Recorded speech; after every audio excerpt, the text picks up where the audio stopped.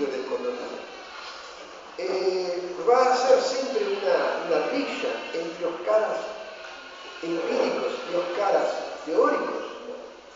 E essa pugna entre as duas correntes vai inviabilizar o progresso da economia. Bom, sempre existe, nesses casos, aquela saída que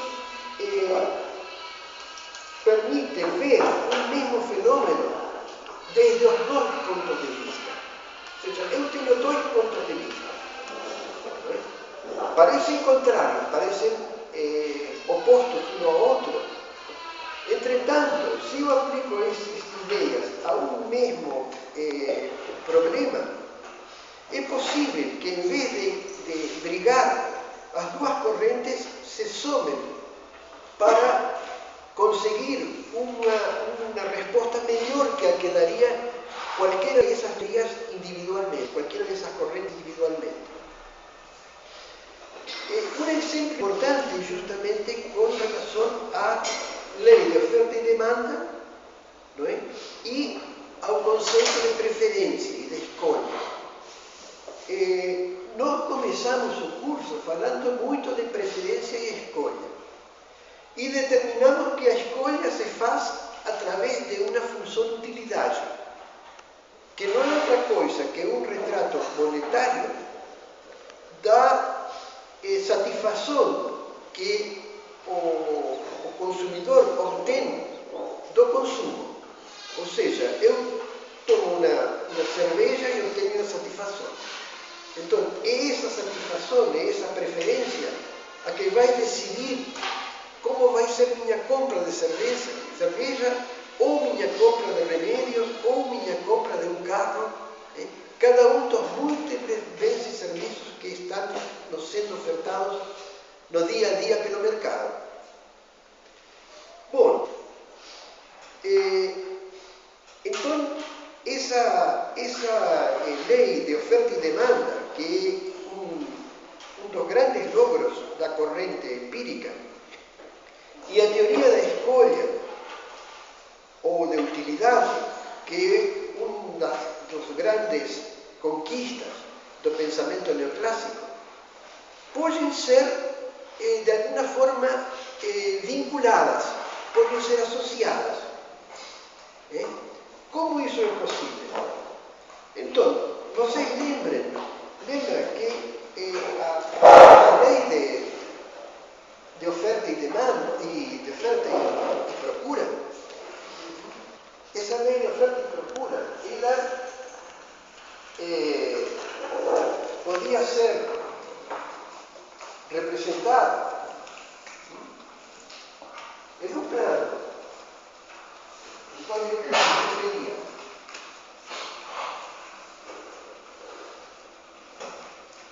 um certo plano,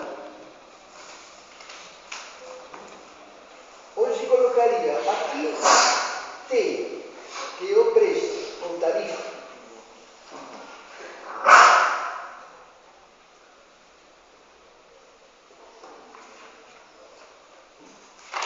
E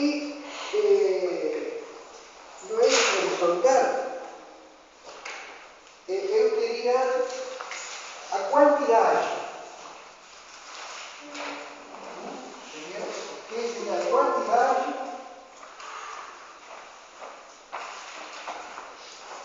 do produto. E nós chamamos também às vezes de E. Que ou E. Estamos indistintamente nessas duas letras. A primeira porque usa os economistas e a segunda porque o principal produto elétrico é a energia. Tá? Então, nessas condições, eu posso dizer que há uma curva de oferta em que a oferta aumenta com a tarifa, então vai ser uma reta crescente assim. E vou ter também uma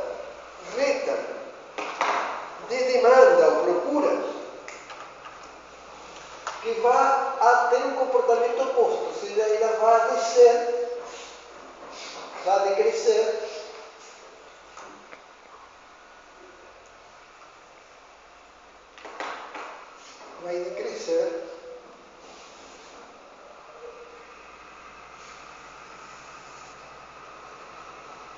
de una forma como esta. Entonces, lógicamente, doy dos ruedas que tienen una inclinación positiva y otra inclinación negativa, van a se cortar en algún punto. Y digo que los empíricos, los economistas empíricos, hablan de punto de equilibrio. Entonces, en ese punto de corte, voy a tener un punto de equilibrio.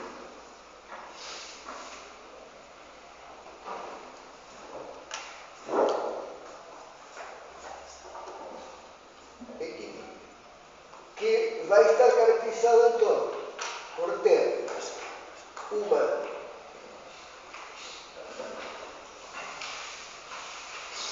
una cantidad de equilibrio, o sea, E, vamos a llamarlo característico,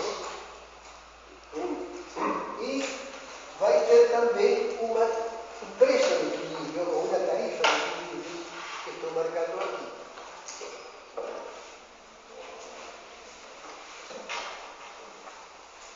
Entonces, una de las condiciones más importantes de la ley de oferta y demanda es justamente la existencia de un equilibrio. Bueno, agora vamos a pensar como os neoclásicos. Os neoclásicos están falando de que a escolha dos produtos, ou seja, quanto eu compro de cada produto, é algo que depende da preferência. Y que esas preferencias pueden ser, vamos a decir, englobadas en una función que llamamos de función de utilidad. Esa función de utilidad, entonces, es una medida monetaria o un equivalente monetario da satisfacción. O sea, satisfacción es un concepto abstracto, mais psicológico que outra coisa. A moeda é um número. Então, para passar de uma, vamos dizer, de um enfoque qualitativo, como seria a satisfação, para um enfoque quantitativo, eu tenho que convertir a satisfação em moeda. Então, eu digo, por exemplo, bom, a satisfação de tomar uma cerveja na praia é de 20 reais. Posso errar, pode ser que em vez de 20 seja 25 ou 15, mas já fiz um grande esforço para convertir algo que era qualitativo, satisfação, em algo quantitativo, que é o dinheiro equivalente.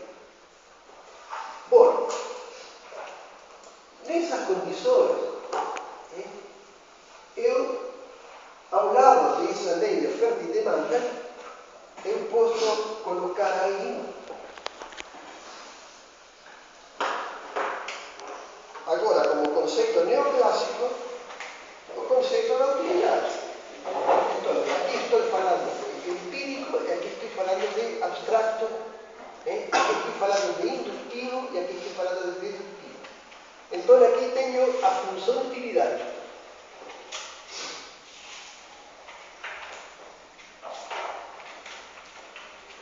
Que é, como eu falei, é uma função que chamamos de U, que depende, naturalmente, da quantidade de produto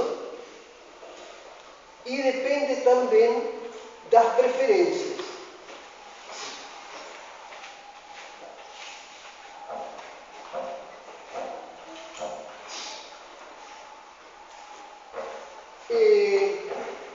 Especificamente, isto se coloca dessa forma: U é igual a A por E menos B sobre 2 por E quadrado. Em que vocês se lembrem que A era a avidez e B era a saciação. Ou seja, são, vamos dizer, efeitos opostos sobre o consumo. A avidez incrementa o consumo. A saciação deprime o consumo. E quando ocorre essa saciação? Eu já tenho comprado uma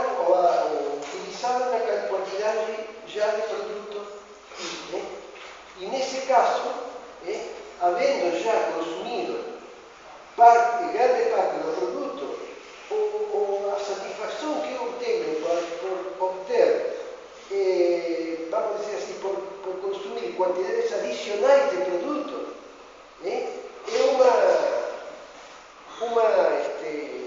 é algo que vale muito menos do que valia o consumo de produto quando recém comecei a consumir.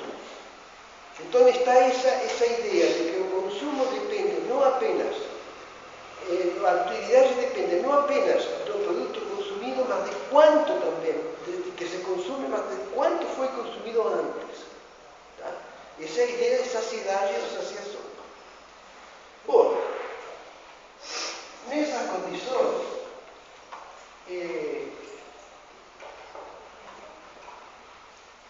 eu tenho a função de utilidade.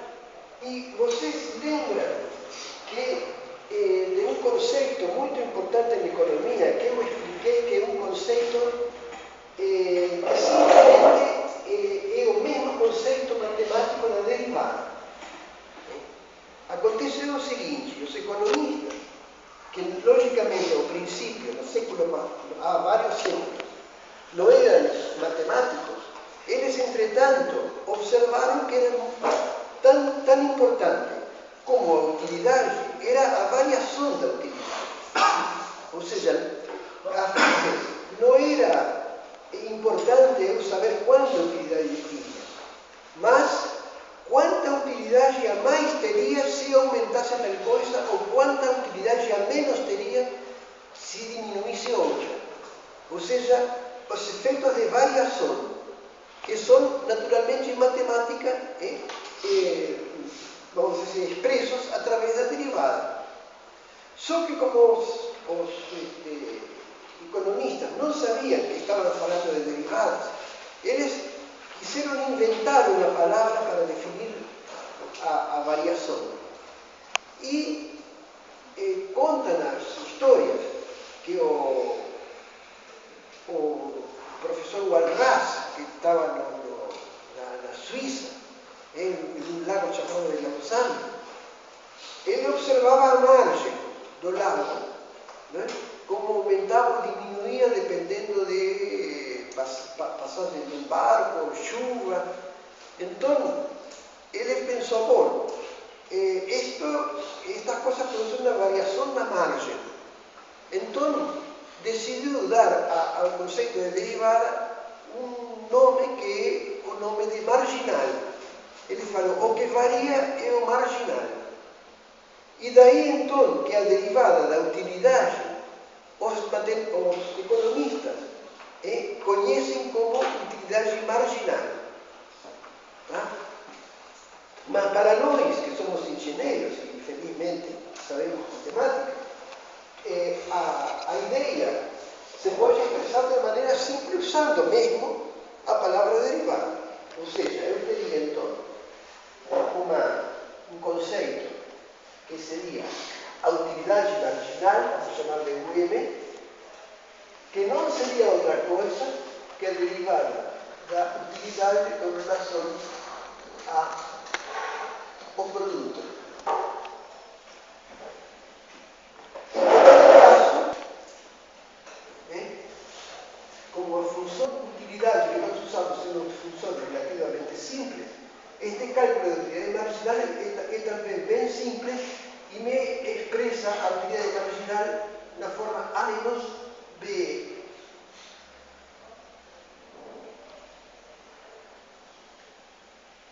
Então, estas ideias de utilidade e utilidade marginal podem ser levadas também a outro elemento muito importante, que nós ainda não consideramos, que é o custo de produção, certo? Porque, tudo bem, eu por um lado tenho o consumidor que quer consumir, que gosta de consumir, e eu tenho o produtor que quer servir a ele, quer satisfazer a ele, produzindo o que o consumidor quer. Mas, infelizmente, o produtor tem que arcar com um custo. Esse custo depende naturalmente da quantidade de produto que ele vai produzir, que ele vai fabricar. Então, eu tenho também, posso definir uma função custo. Uma função custo que vai ser, então, uma função da quantidade produzida. Vamos chamar essa função de C.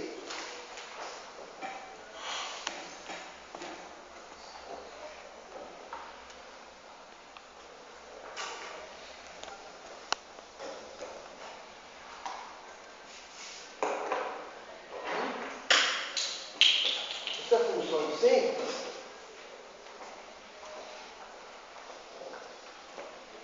vai ser uma certa função de. Então, vamos a pegar um pouco a nossa definição de engenheiros e vamos pensar o seguinte: se eu quero produzir um determinado produto, fabricar um determinado produto, logicamente que vou ter um custo maior quanto maior a quantidade de produto. Mas, por outro lado, esse produto é produzido em uma fábrica, ou seja, uma unidade produtiva, uma unidade de produção. Essa unidade de produção, ela está formada por máquinas, entre outras coisas. Não é? Ou seja, a menos que se trate de um produto muito, vamos dizer assim, simplório, a fabricação de coisas requer equipamento, requer máquinas. Então, eu tenho o seguinte problema, por exemplo, vamos colocar desta forma. Eu tenho que produzir uma determinada quantidade de unidades, vamos dizer celulares. Tudo bem, então para isso eu tenho toda uma fábrica automatizada, mas que tem que ser, vamos dizer, atendida, tem que ter uma mão de obra, que é a mão de obra que coloca os chips, que coloca todos os equipamentos, que, enfim, prepara o celular até o momento de estar pronto.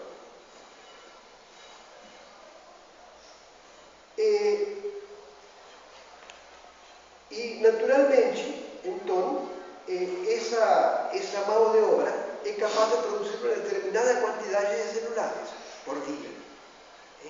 Vamos dizer. Então, vejam bem, vamos imaginar que o preço do celular aumenta. Pela lei de oferta e demanda, eu como chefe da fábrica, como dono da indústria, vou querer produzir mais. E provavelmente eu vou até querer produzir uma quantidade maior da que pode produzir a mão de obra que eu tenho nesse horário de fabricação. Não é? Pois, quanto seria esse valor? Veja bem, como esses empregados ou funcionários da fábrica, eles estão utilizando as máquinas que estão aí, não adianta eu contratar mais empregados, porque simplesmente não seriam capazes de compartilhar as máquinas. Não? As máquinas servem só para um, não pode ser compartilhado. Então, o que acontece? Eu vou ter que contratar, mas não para os horários normais, vou ter que contratar para o horário noturno, que é mais caro.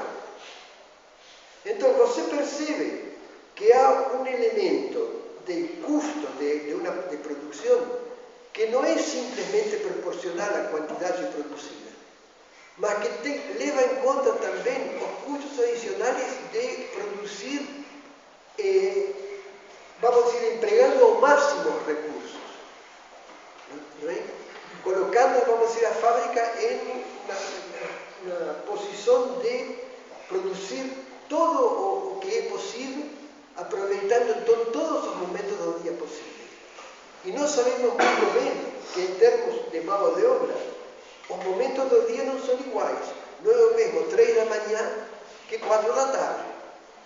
Então, essa espécie de aumento dos custos por cima da função linear é o que faz que o custo, em vez de simplesmente ter uma componente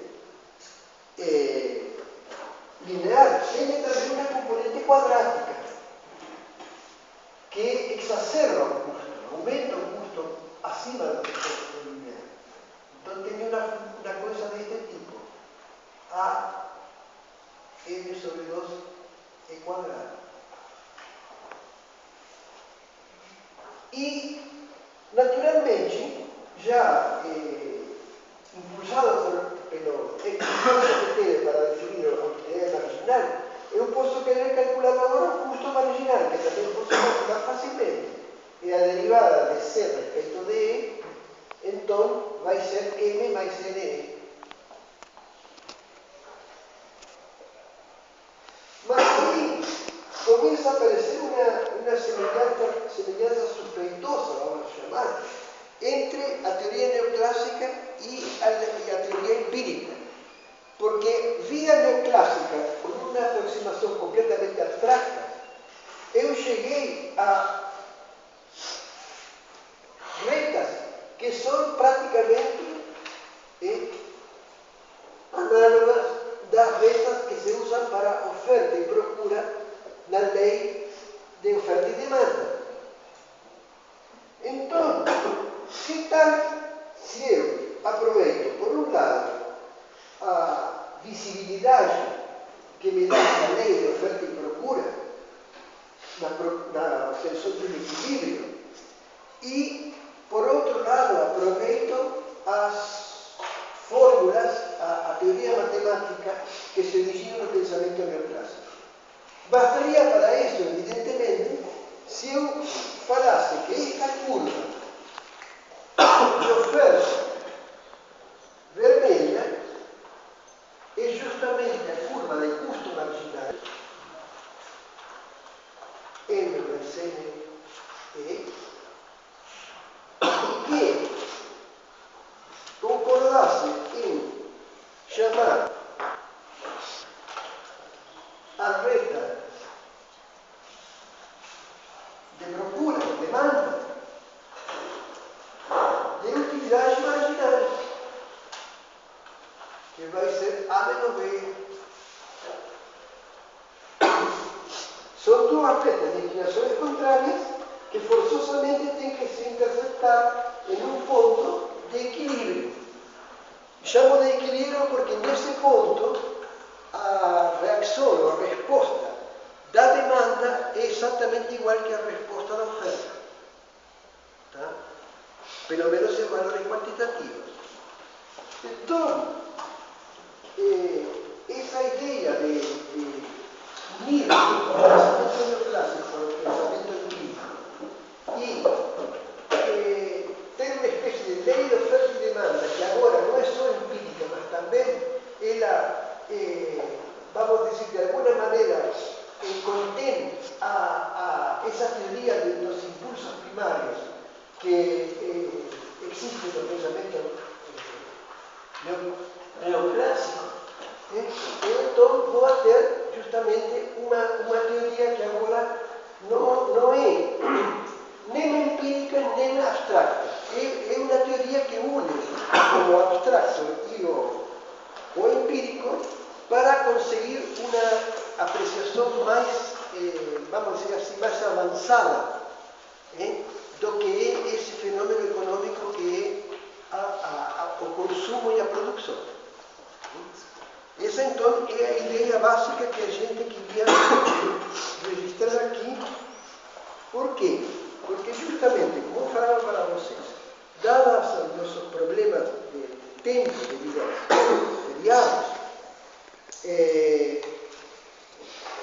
nós achamos preferível, com o professor Bonato, em vez de dar a teoria matemática da neoclássica, ou seja, da utilidade e tudo isso, praticamente a obtenção do consumo em função de certos parâmetros, incluindo a renda e coisas desse tipo, teoria que é muito bonita, mas também é complicada e vai requerir forçosamente que a gente dê uma refrescada no aspecto do cálculo vetorial.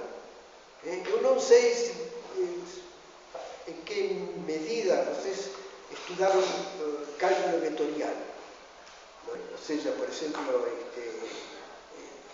derivadas, divergência, rotor, coisas desse tipo, em espaços de várias dimensões. Mas eu penso que, no mínimo, isso vai requerer tempo.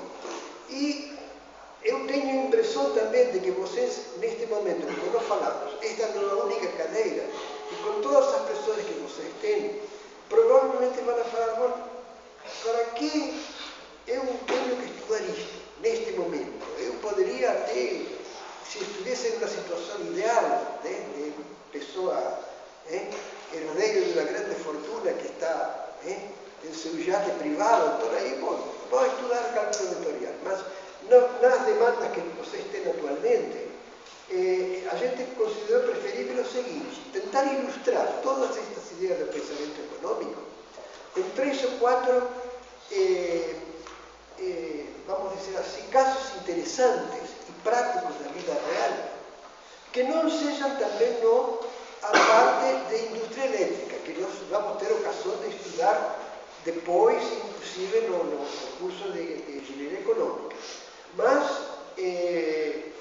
ver só, tentar comprovar na prática como eu consigo, com ideias econômicas, resolver problemas que aparentemente são muito difíceis ou são insolúveis.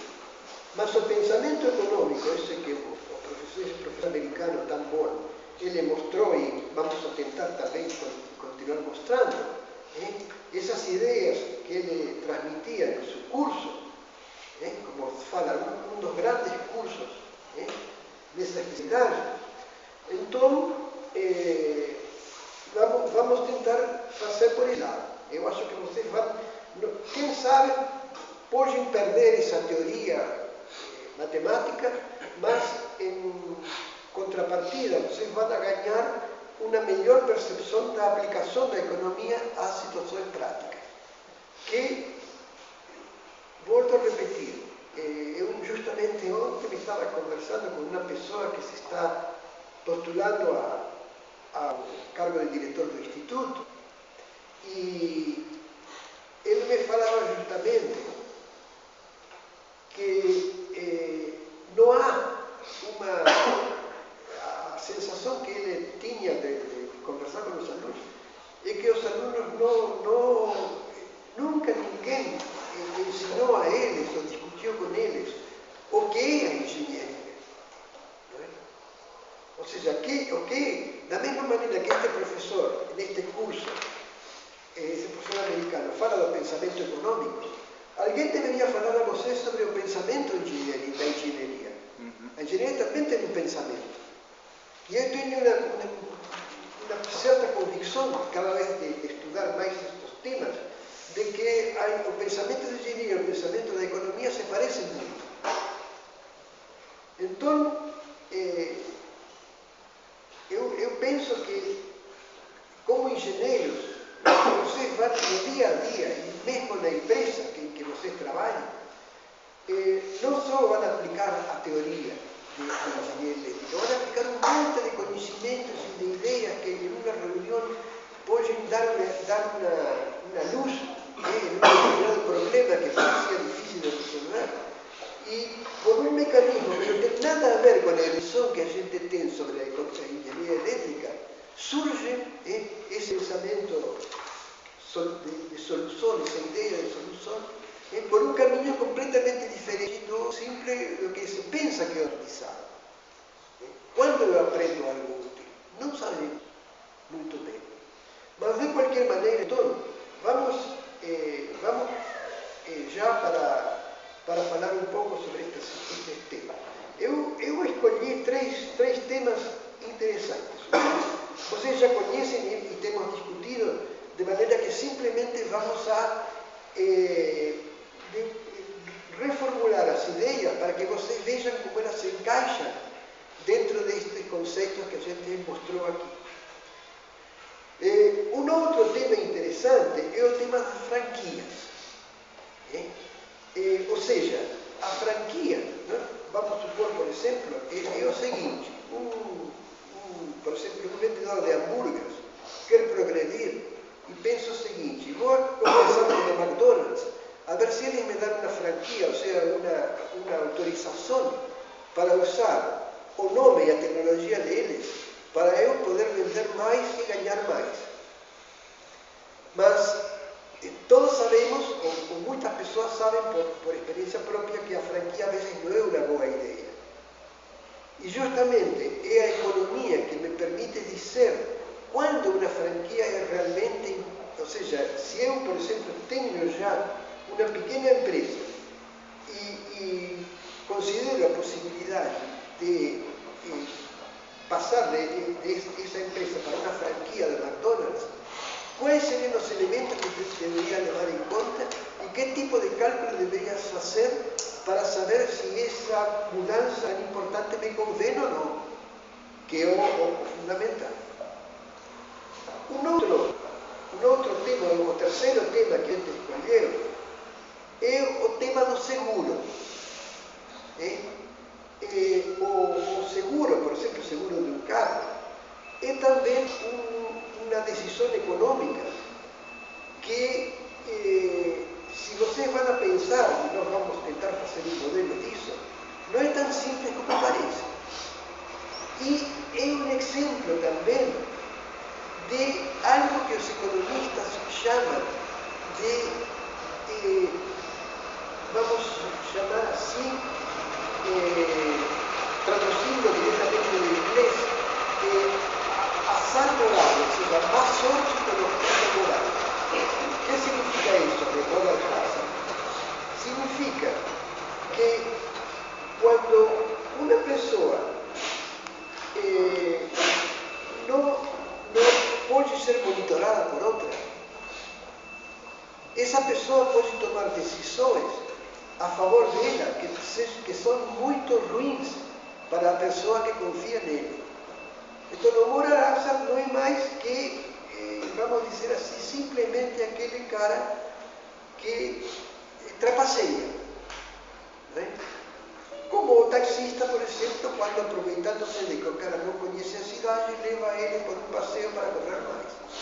E são essas ideias que são praticamente, hoje em dia, eu poderia dizer, a parte mais importante da economia, né? Que é a teoria de incentivos.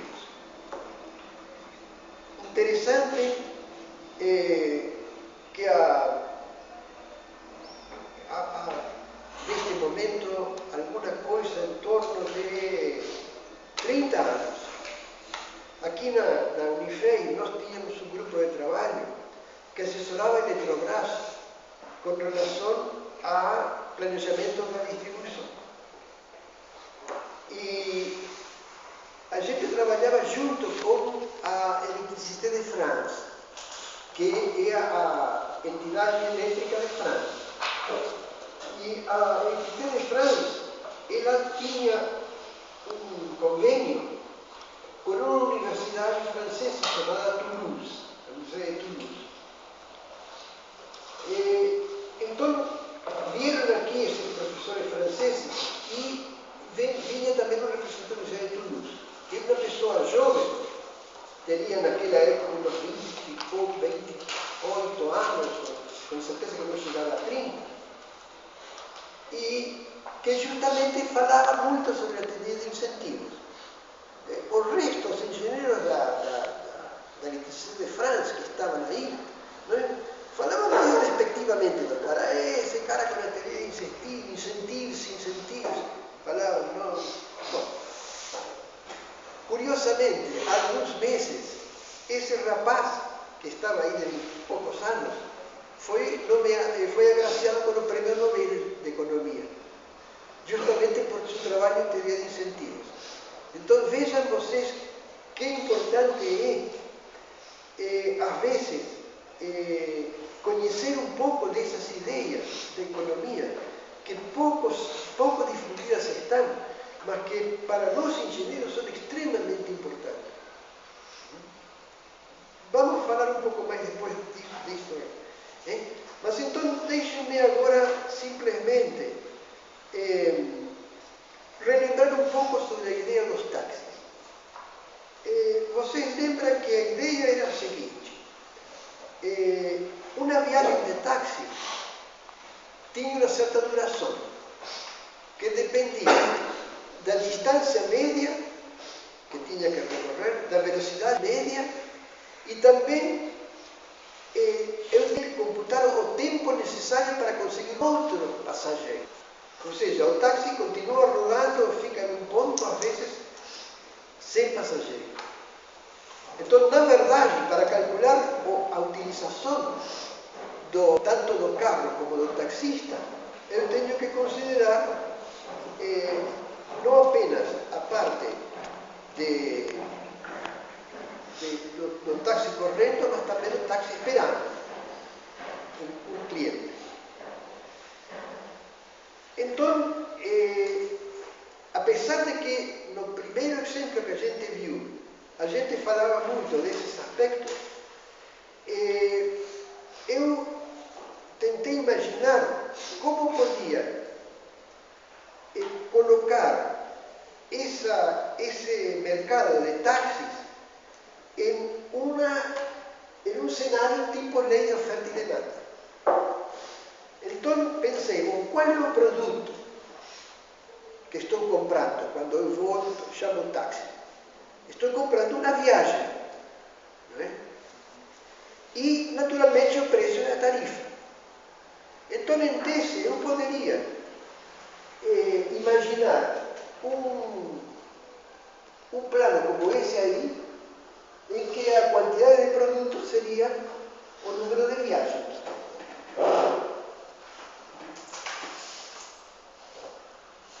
Colocaria aqui em toninhos.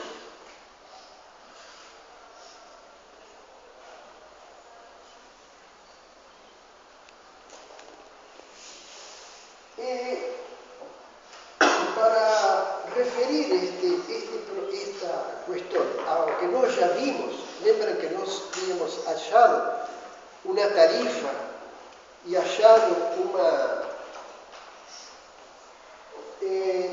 nesse caso, nosso valor, nossa curva de procura era deste tipo. Era 45 menos 2,5 euros.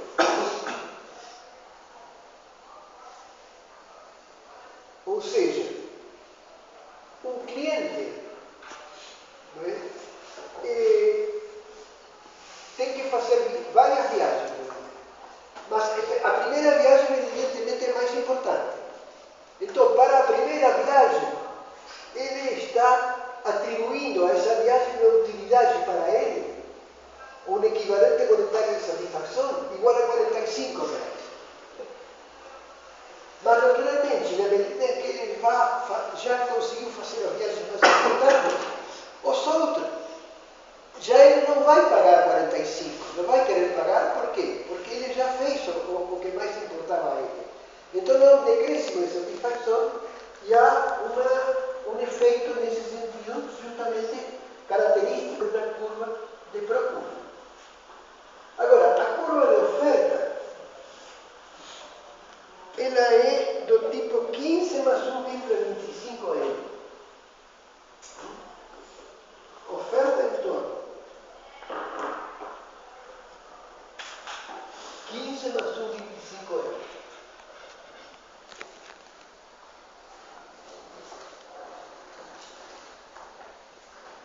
De maneira que o ponto de equilíbrio está para um número de viagens igual a 8 e para uma tarifa igual a 25, se não me engano.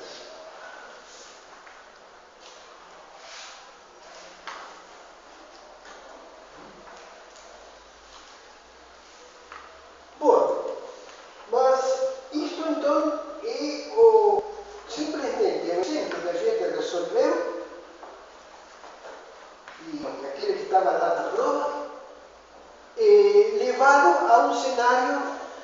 neoclássico, ou seja, onde eu batizava as curvas, as retas, neste caso, como retas de utilidade marginal e de custo marginal. Mas, se agora eu pretendo e posso, dada essa definição, esse significado que diga essas curvas de utilidade marginal e custo marginal, eu agora posso calcular a utilidade marginal e o custo marginal. A utilidade e o custo. Porque se a utilidade marginal é a derivada da utilidade, ou seja, eu posso escrever agora a seguinte equação. Derivada da utilidade com respeito a tempo é igual a 45 menos 2,5 M. Correto? Então, se eu integro esta função, vou achar menos de uma constante, isto desta forma, 45n menos 1,25n quadrado.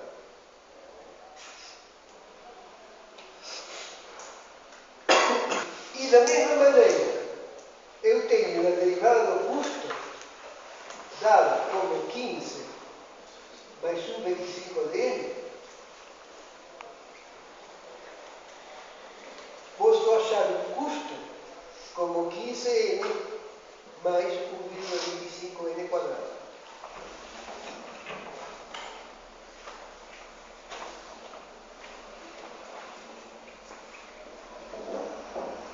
E isto também posso representar no plano.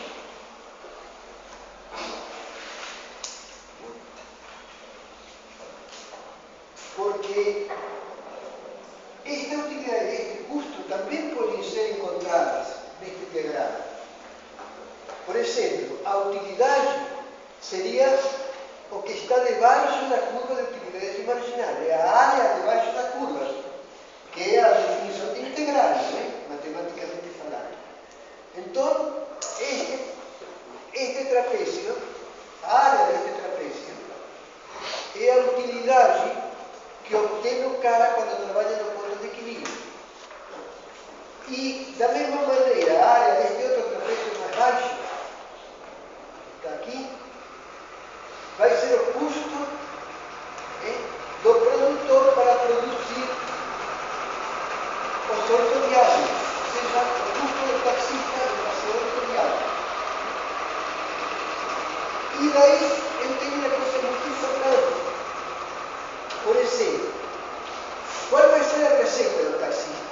Vai ser 8 vezes 25, ou seja, de 200, que é a área deste retângulo. De maneira que receita menos custo me dá o lucro do taxista, é este triângulo. E utilidade menos receita me dá o surplus do passageiro, que é este outro triângulo. Assim que vocês veem que esta lei de oferta e demanda, vista pelos olhos do pensamento neoclássico, é extremamente útil. E me dá uma série de conceitos que seria complicado, vamos dizer assim, muito complicado tentar dar de forma analítica, de forma de equações. Aqui tudo está claro. E isto outro não é mais que a conversão desta reta integrada, esta lei integrada. Ou seja, vou até agora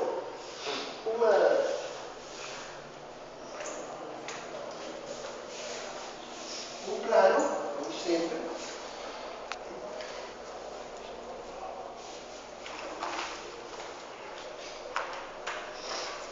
em que vou ter aqui vou representar a utilidade ou custo. E aqui vou representar o número de viagens. Então, essas curvas que depois a gente vai passando para vocês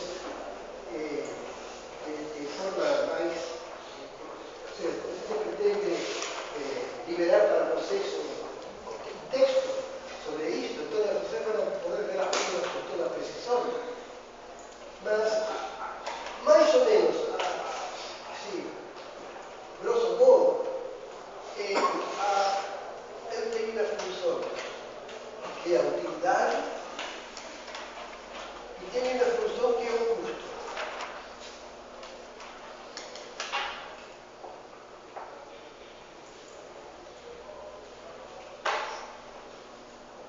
E aqui vem o interessante. A diferença entre utilidade e custo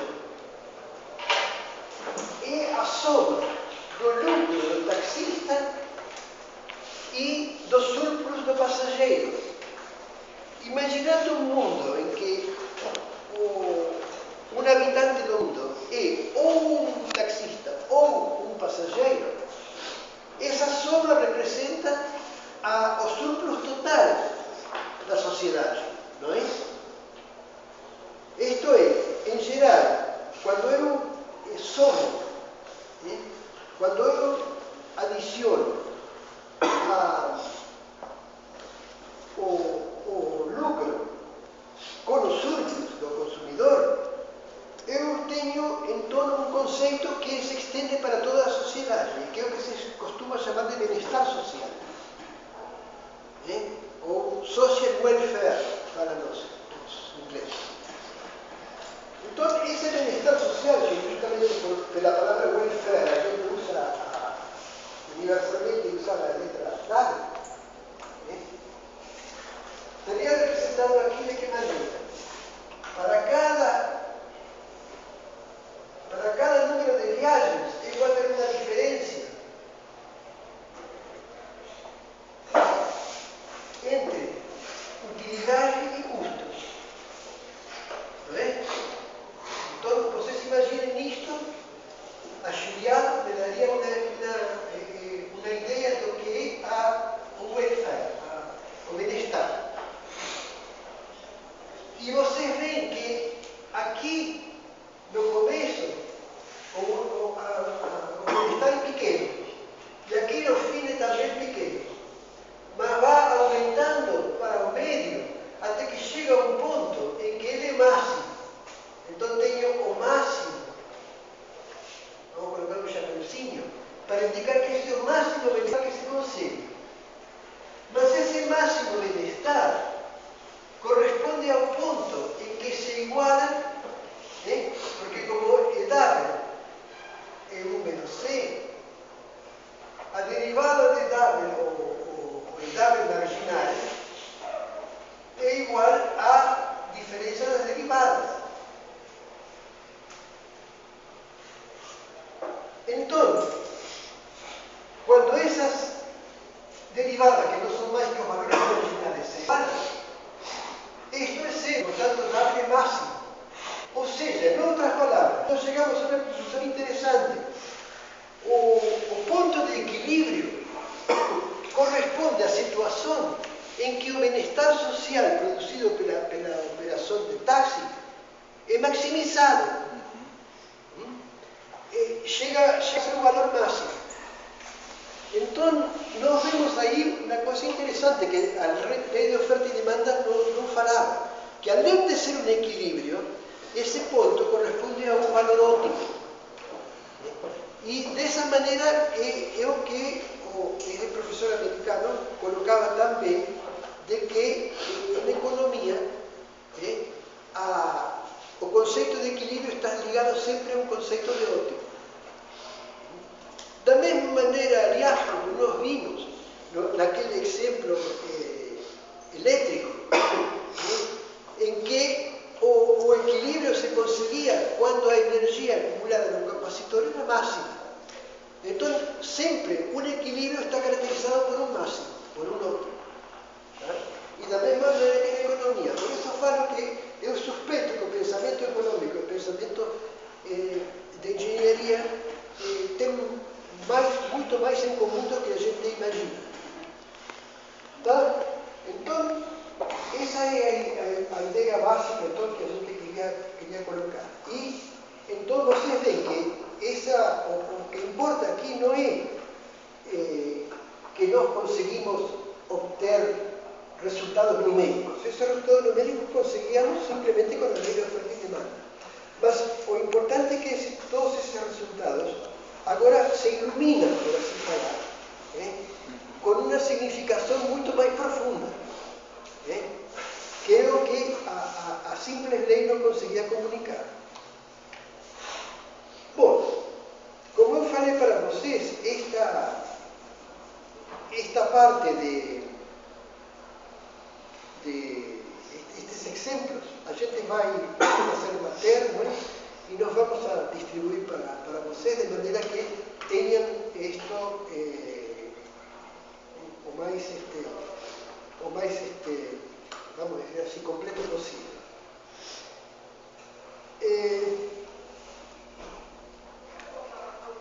Vamos fazer rapidamente uma ideia com relação à franquia. A franquia seria outro tema que a gente queria colocar. Então, vocês já conhecem o cenário que a gente colocou. Ou seja, eu sou um fabricante, tenho uma pequena empresa que vende hambúrgueres e estou considerando a possibilidade de convertir minha empresa em uma franquia da McDonald's, por exemplo. Então, será que isso me convém ou não me convém? Então, vamos imaginar que esse dono contrata um economista para analisar essa questão, dar a ele a resposta. Se para ele é conveniente ou não ir em frente e conseguir essa franquia da McDonald's. Bom, vejam bem, o que é o que vai fazer o economista? O economista vai começar a pensar, não é? Em todos os motivos, as circunstâncias pelas quais essa franquia poderia melhorar a situação do dono. Temos uma coisa óbvia. Ele, com o nome McDonald's na frente, provavelmente vai obter mais resposta da clientela, das pessoas que passam, se se chamasse, sei lá, hamburgueria do C, o C do hambúrguer. Bom, então, vamos pensar no seguinte, situação atual. Como estou eu como dono atualmente?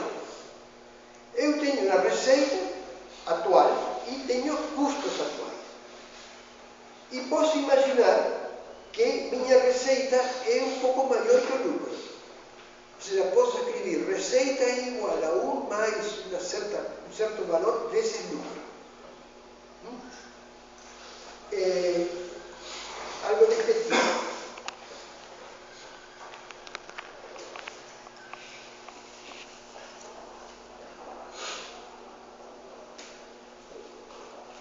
Vezes custo. Seria uma situação deste tipo.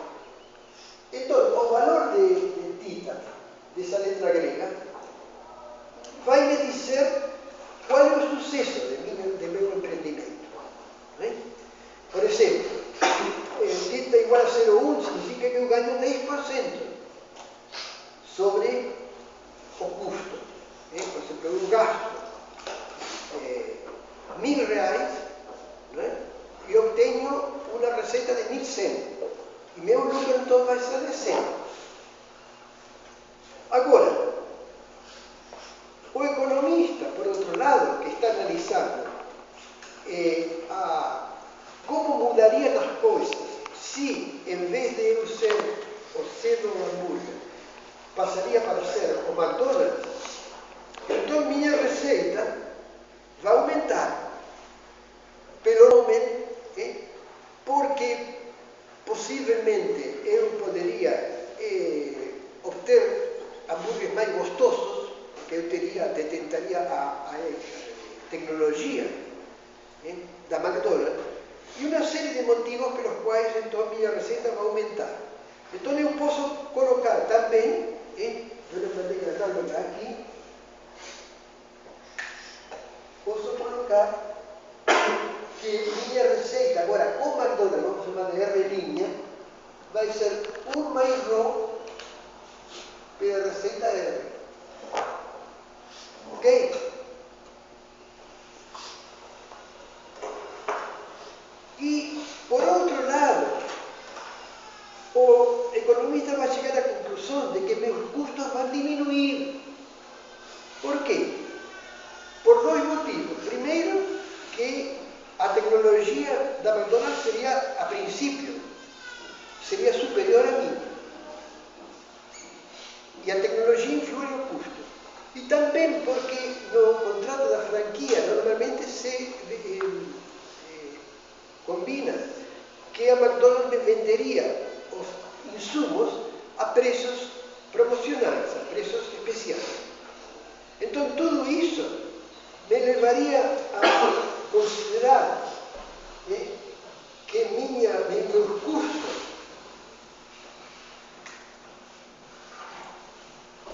meus novos custos vão ser de tipo 1 menos gama menos vezes C.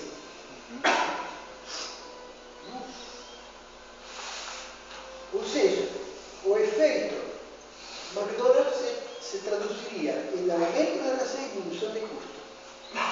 E, consequentemente, de um aumento de lucro. Porque aqui, meu lucro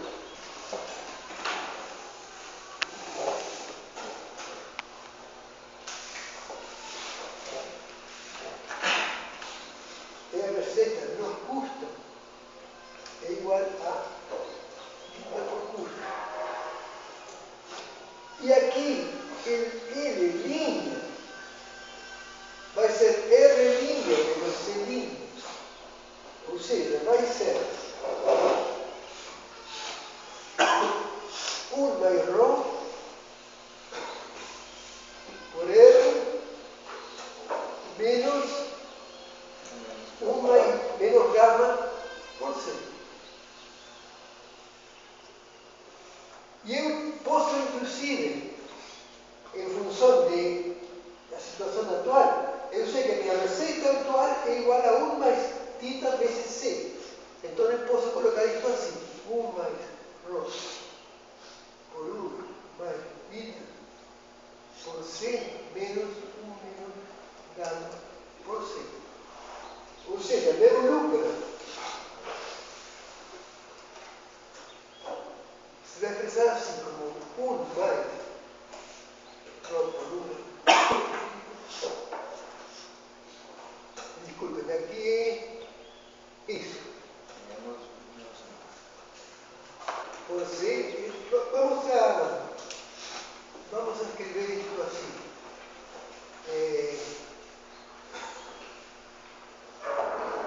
Vou colocar assim, 1 mais θ por C, vou deixar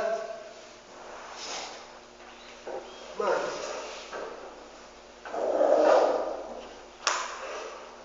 1 mais Rho vezes θ, desculpe, é Rho vezes 1 mais θ C menos C mais gama C. Este vai ser então o custo da franquia.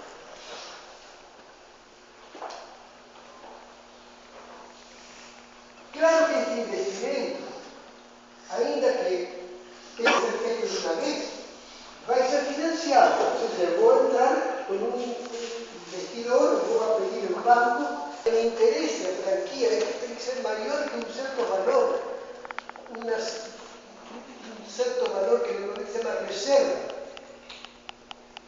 de lucro. Ou seja, que é o aumento de lucro mínimo que eu quero para tomar a decisão. Ou seja, em outras palavras, se isto fosse zero, significaria que, para mim, estar como estou